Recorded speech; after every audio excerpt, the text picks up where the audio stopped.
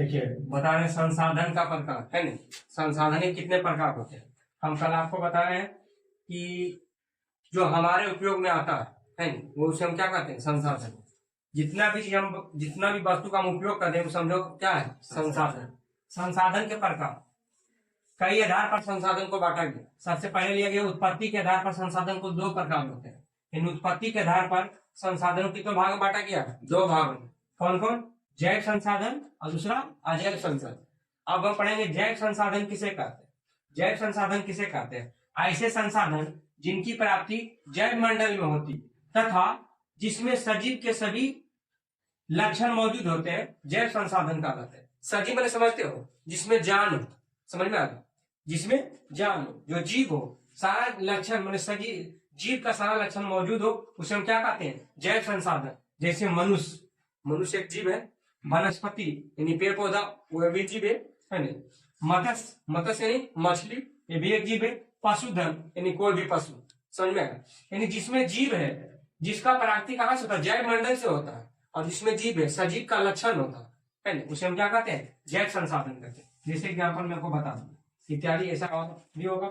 दूसरा है अजैव संसाधन। अजैव संसाधन किसे कहते हैं, निर्जीव वस्तुओं के समूह को अजैव संसाधन कहते हैं, है ना।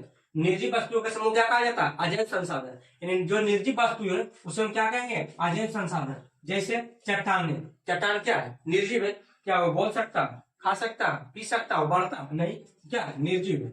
अधातु एवं खनिज आदि ये निर्जीव में हुआ। जितना भी निजी वस्तु है सब किसमें आता है, अजैव संसाधन में। अगला हम पढ़ेंगे तो उपयोगिता के आधार पर संसाधन को दो वर्ग होते हैं। यानी उपयोगिता के आधार पर संसाधन कितने वर्ग होते हैं, दो वर्ग होते हैं। कौन कौन, एक होता है नवीकरणीय और दूसरा होता है अनवीकरणीय। अब हम पढ़ेंगे नवीकरणीय किसे कहते हैं, अवसर संसाधन जिन्हें भौतिक, रासायनिक या आंतरिक प्रक्रिया द्वारा पुनः प्राप्त किया जा सकता है। माने अवसर संसाधन जिसको हम दोबारा प्राप्त कर सकते हैं, पुनः प्राप्त कर सकते हैं, समझ में आ रहा है।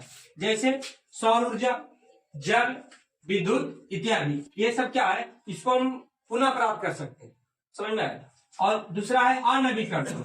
अनवीकरणीय ऐसे संसाधन जिसका विकास लंबी अवधि में जटिल प्रक्रिया द्वारा होता है। मैंने ऐसे संसाधन जिसका विकास होता है लेकिन बहुत लंबा अवधि में, लाखों करोड़ों वर्ष लग जाता है उसको तैयार होने, समझ में आया। इसको हम समझ सकते हैं, ऐसे ही बोल सकते हैं कि ऐसा संसाधन जिसको हम पुनः प्राप्त नहीं किया जा सकता।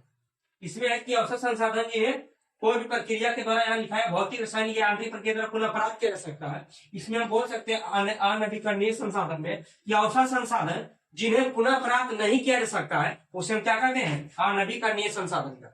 और जिन्हें हम पुनः प्राप्त क्या कर सकते हैं उसे कहेंगे नवीकरणीय संसाधन। और जिन्हें पुनः प्राप्त नहीं करेंगे उसे क्या कहेंगे, अनवीकरणीय संसाधन। जैसे जीवाश्म ईंधन,